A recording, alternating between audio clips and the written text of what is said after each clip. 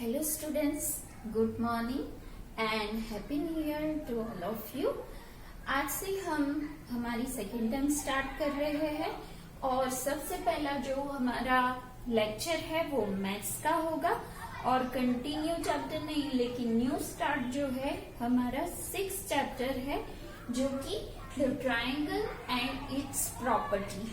तो ट्रायंगल के बारे में हम जानते हैं 5th चैप्टर में वैसे भी पढ़ा है आप लोगों ने, तो वो थोड़ा जो बेसिक है वो हम थोड़ा रिवाइज कर लेंगे। तो यहाँ कुछ इम्पोर्टेंट पॉइंट्स मैंने लिखे हैं। तो सबसे पहले क्या है, the 6 elements of a triangle are its 3 sides and 3 angles. कोई भी अगर आपके पास ट्रायंगल है, मैंने यहाँ ट्रायंगल ABC लिया है जिसे हम ऐसे लिख सकते हैं, ट्रायंगल ABC। ये सब हम ट्रायंगल ABC के लिए लिखेंगे। यहाँ आपने DEF लिखा हो, कुछ भी हो, यहाँ मैंने ABC लिखा है। तो ट्रायंगल ABC के लिए हम यहाँ पे उसके 6 एलिमेंट्स कौन से हैं, तो उसकी 3 साइड्स और 3 एंगल्स। तो 3 साइड्स किससे बनती है, 2 डिस्टिंक्ट पॉइंट से, जिसे हम लाइन सेगमेंट भी कहते हैं। Line segment generally 2 distinct point से बनते हैं। लाइन का जो सेगमेंट है वो है लाइन सेगमेंट। लाइन के अंदर से ही जो हमें पार्ट मिलते हैं उसे हम लाइन सेगमेंट कहते हैं। तो यहाँ ट्रायंगल ABC में कितने लाइन सेगमेंट है वो मैं यहाँ पे लिखूंगी। तो यहाँ पे है line segment AB, line segment BC and line segment AC। ये ट्रायंगल ABC की 3 साइड्स हैं और उसके 3 एंगल्स कौन से होंगे, तो हम सबसे पहले एंगल A लेंगे। तो एंगल कैसे लिखेंगे, BAC, क्योंकि एंगल कहाँ पे बनता है, 2 पॉइंट के बीच में बनता है। तो जो 2 पॉइंट है उसके बीच में एंगल आएगा। तो सबसे पहले ये हुआ हमारा एंगल A। इसे आप एंगल BAC और एंगल A भी लिख सकते हो, या तो इसको आप एंगल CAB भी लिख सकते हो। कंडीशन है कि जो A है वो बीच में आना चाहिए, तो इसे हम एंगल A भी कहेंगे।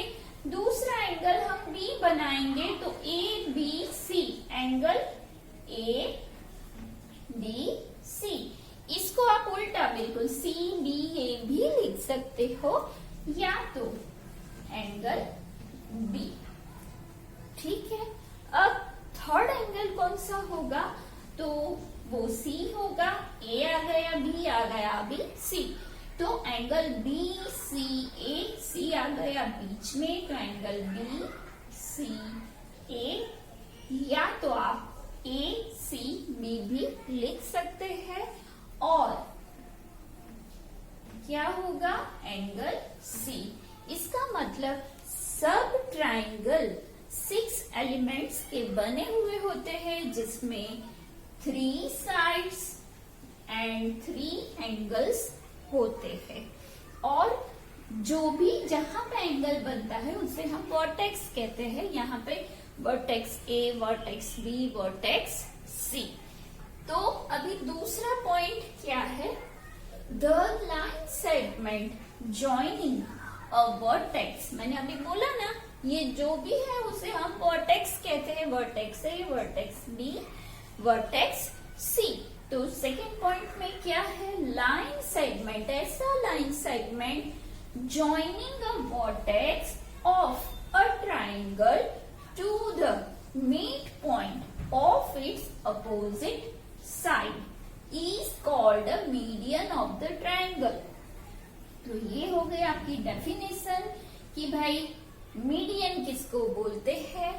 तो जो भी ट्रायंगल आपको दिया जाता है उसका कोई भी वर्टेक्स ले लो। सपोज हमने वर्टेक्स A लिया है, तो यहाँ पर आप क्या करोगे, वर्टेक्स A से स्टार्ट करते हुए उसकी अपोजिट साइड कौन सी है, तो साइड BC, उसका मिड पॉइंट, यहाँ पे मैंने मिड पॉइंट लिया है, यहाँ पे हम L ले लेते हैं, ठीक है। तो वर्टेक्स और उसकी अपोजिट साइड के मिड पॉइंट के बीच में जो लाइन सेगमेंट बनता है उसे हम मीडियन कहते हैं। तो यहाँ पे मैंने ए वर्टेक्स लिया है, यहाँ पे मैं नाम ले लेती हूँ, आपको इजी रहेगा, तो यहाँ पे मैं डी ले लेती हूँ। तो यहाँ ये जो मीडियन है वो कौन सा है, line segment AD is a median. अभी हम वर्टेक्स बी, अब है हमारा थर्ड पॉइंट, वो क्या है, यहाँ मैंने मीडियन को अंडरलाइन किया है। तो थर्ड पॉइंट क्या है, the perpendicular line segment. Line segment चाहिए मगर कैसा चाहिए, perpendicular line segment from a vertex of a triangle to its opposite side is called an altitude. तो ये आपको लगेगा कि ऊपर के जैसा ही तो है, लेकिन यहाँ पे हमें कैसा लाइन सेगमेंट चाहिए, तो परपेंडिकुलर लाइन सेगमेंट, परपेंडिकुलर यानी कि ऐसे।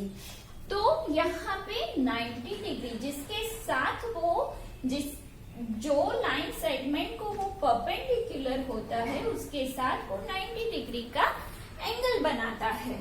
तो ऐसा हमें लाइन सेगमेंट चाहिए, तो उसे हम क्या कहेंगे, अल्टीट्यूड कहेंगे ऑफ द ट्राइंगल।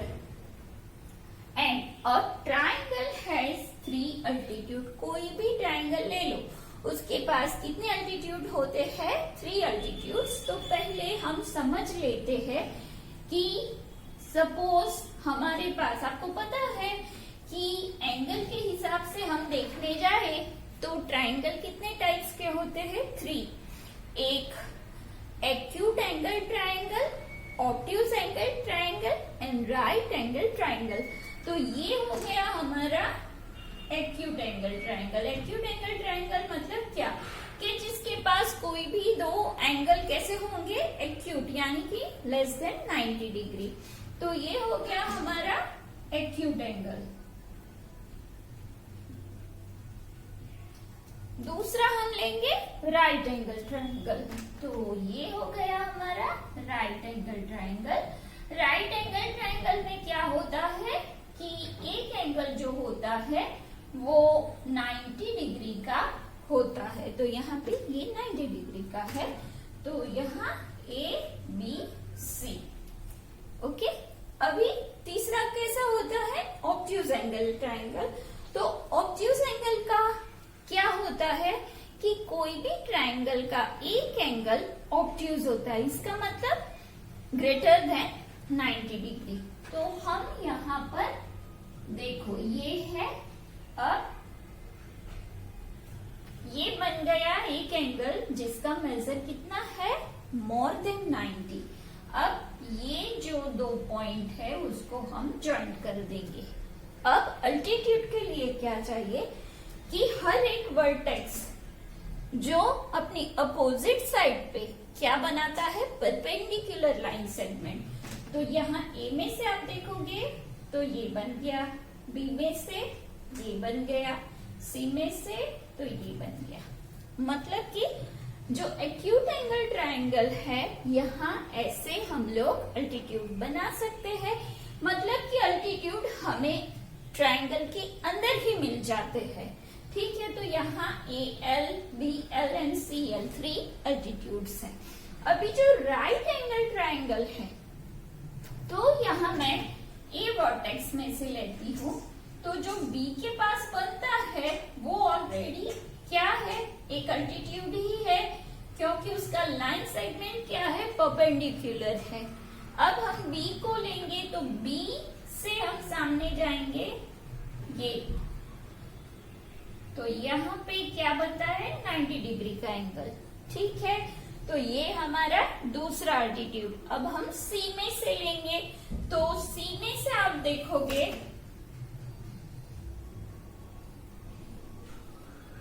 तो यहाँ पे एक अल्टीट्यूड बनता है।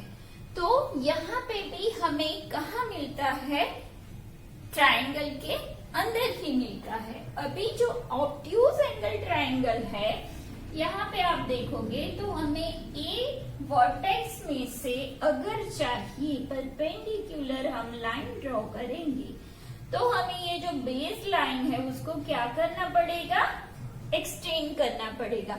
यानी कि इसका जो अल्टीट्यूड हमें मिलेगा वो कहाँ मिलेगा, ट्रायंगल के बाहर मिलेगा। तो यहाँ पे देखो आप, तो ये दूसरा बन गया।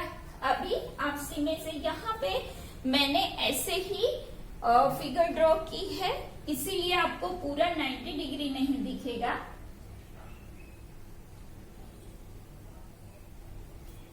तो ये तीसरा अल्टीट्यूड हमारा बन गया। तो अल्टीट्यूड एक्यूट एंगल के लिए, राइट एंगल के लिए और ऑब्ट्यूज एंगल के लिए कैसे बनता है, तो एक्यूट में अंदर ही बनता है। राइट का एक जो साइड है वो उसका अल्टीट्यूड है, और ऑब्ट्यूज में हमें जो बेस लाइन है उसको क्या करना पड़ेगा, एक्सटेंड करना पड़ेगा, तभी हमें अल्टीट्यूड एल मिलेगा। ओके, तो ये हो गया हमारा अल्टीट्यूड। अब क्या है, N exterior angle of a triangle is form when side of a triangle is produced. जब हम कोई भी साइड है, ये जो है हमारा पूरा एक ट्रायंगल है, ये है ट्रायंगल।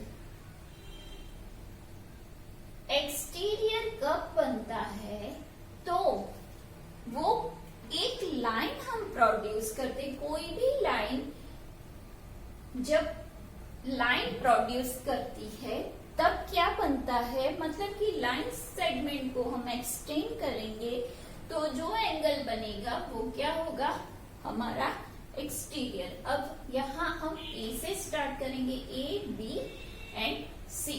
तो यहाँ ए बी को एक्सटेंड करो आप, ठीक है, तो आपको यहाँ पे एक एक्सटीरियर मिलेगा। अभी आप ए सी को एक्सटेंड करो, इधर इस तरफ करो या इस तरफ, देखो यहाँ से भी आप कर सकते हो, इसको यहाँ से भी आप कर सकते हो, राइट।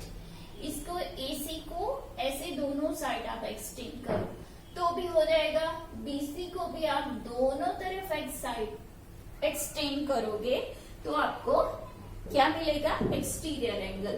तो देखो यहाँ पे ए के पास क्या होगा, ये एक एक्सटीरियर बन गया।